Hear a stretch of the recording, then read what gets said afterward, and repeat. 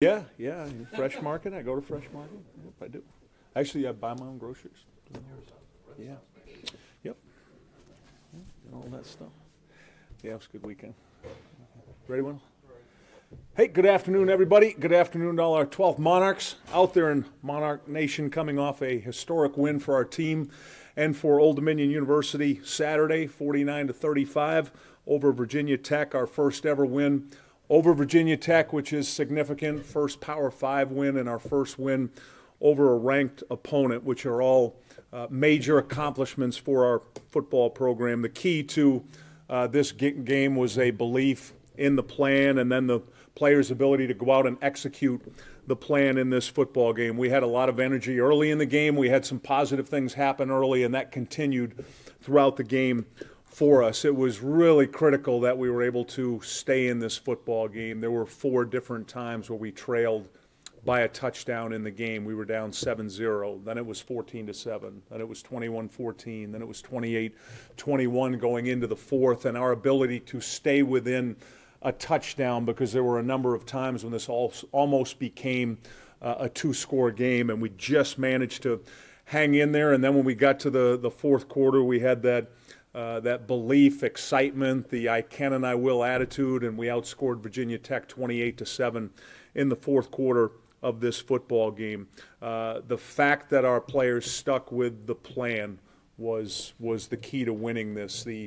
The anatomy of an upset calls for, number one, you have to have belief in what you're doing, and I felt like the coaches and the players worked hard putting together a game plan. This is the first time we played a complete game this year. The first 3 games we didn't. We played well in spurts. This game we played well throughout, so we stuck with the plan. Offensively, we needed to hit vertical passes versus man coverage. That was the number one thing in our plan. Defensively, we needed to confuse them with some looks in their RPO game. I felt like defensively we hung in there throughout the game, and we did a good job with mixing in some coverage and looks within this game that helped us. And then special teams-wise, we needed to play even with Virginia Tech, which we did. We did not allow any explosive plays from Virginia Tech on special teams in this game.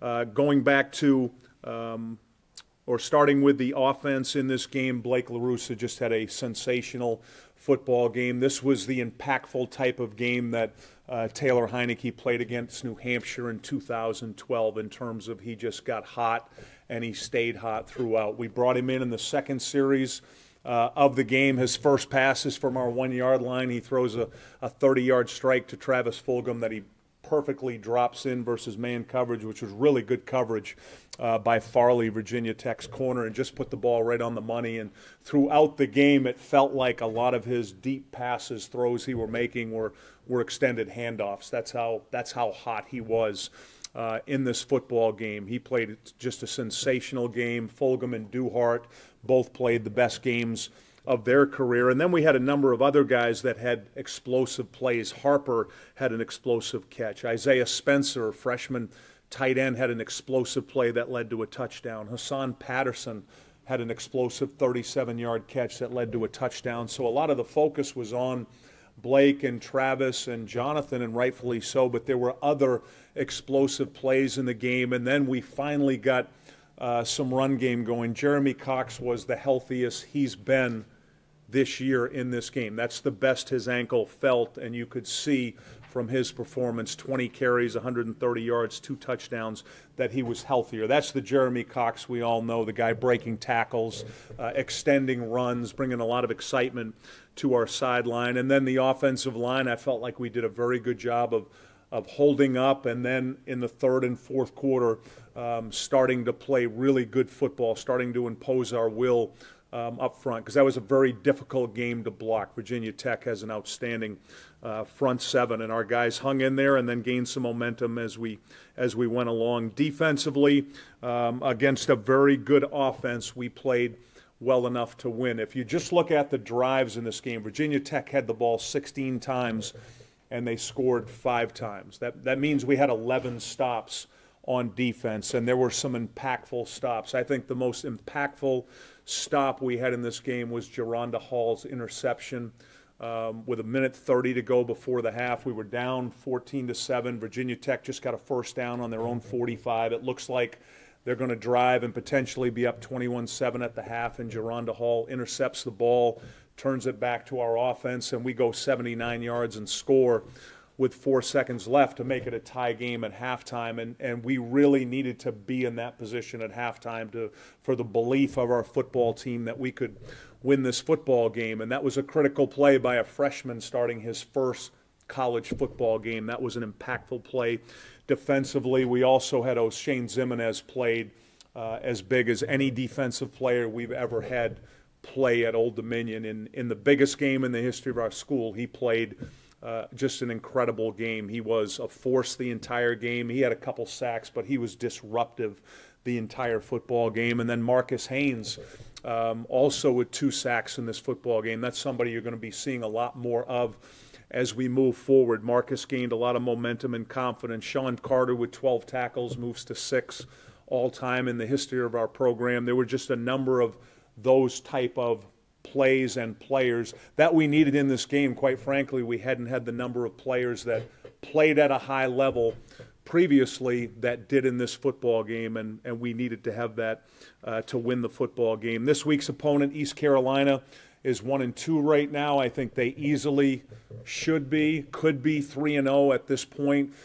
They were upset their first game of the season at home, and then I just got done watching their South Florida game, which was a dominant performance by East Carolina. South Florida is 4-0 right now, and East Carolina dominated in every phase of the football game other than the scoreboard. They lost 20-13. This is a good football team. Their quarterback, Reed Herring, is throwing for 284 yards a game. He throws a good football, a catchable ball. He can make all the throws. He's got mobility. He moves well.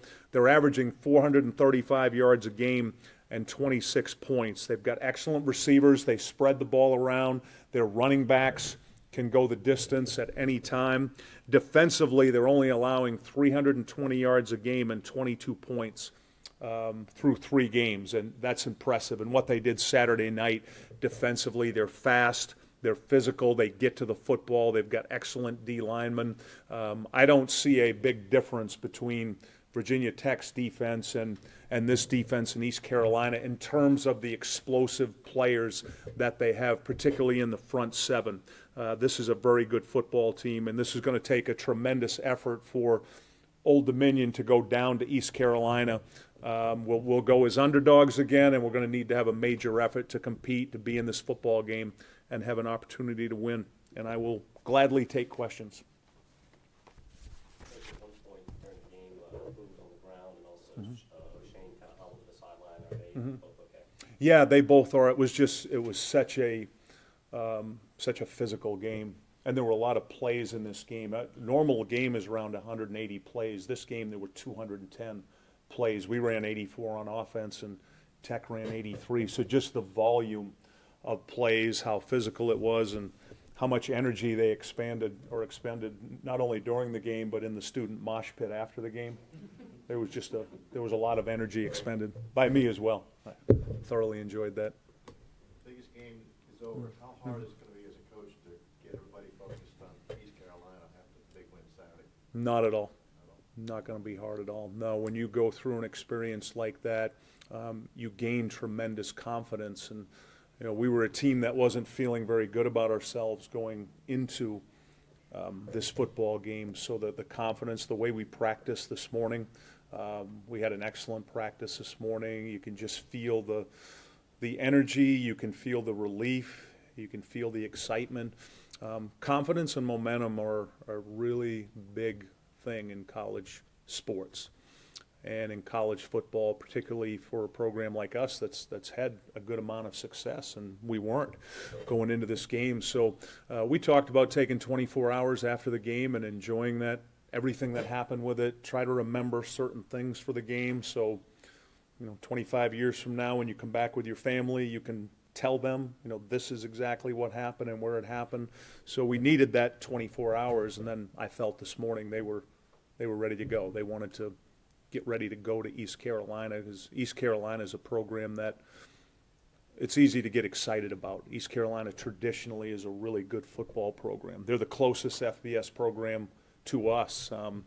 When we initially joined the league, we thought that was going to be our partner. We thought it was going to be East Carolina, and we've been able to get a 2-game series with them. I'm hoping we can get more. So the players all know East Carolina. They're all excited to go and play there. It's a beautiful stadium, the whole thing. So I feel really confident that we'll use this momentum and energy from beating Virginia Tech to help us continue to get better this week in practice.